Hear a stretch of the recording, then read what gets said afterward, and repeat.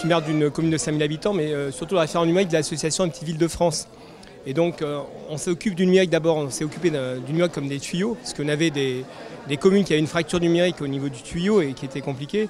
Sauf que maintenant on a une approche beaucoup plus transversale et sociétale, globale, du phénomène. C'est-à-dire qu'en fait le tuyau était la partie finalement la plus simple. On est confronté globalement à deux tendances qui sont totalement schizophrènes. D'un côté, tout va plus vite, une accélération dans l'accélération.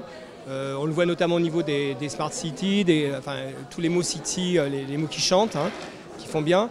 Et puis de l'autre côté, on a des citoyens de plus en plus décrochés, y compris d'ailleurs dans nos personnels. Donc clairement, les petites villes de France essayent à la fois de montrer qu'on est pour le mouvement, il faut évoluer, mais qu'il faut à la fois aussi concilier des échelles de temporalité qui ne sont pas simplement celles des métropoles mondialisées. Enfin, il y a une France aussi dans les terroirs, mais également dans les quartiers d'ailleurs des métropoles très mondialisées, mais une France un peu différente.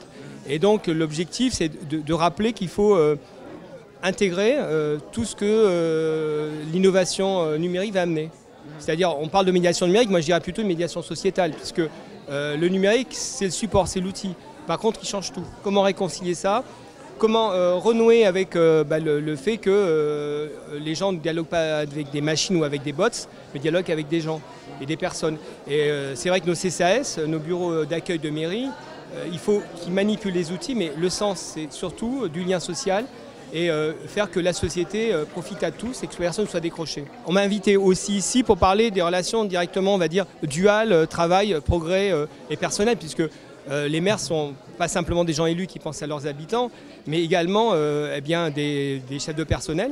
Et à partir de là, ont des choix stratégiques à faire, tant pour les écoles que le reste. Et c'est vrai qu'il faut à la fois avancer, parce que la société avance, notamment au niveau des matérialisations, accompagner, former nos personnels, et puis leur faire prendre conscience que le cœur du métier, quand on est dans une collectivité locale, j'ai beaucoup aimé ce qui s'est dit sur le service public, c'est la rencontre avec les gens.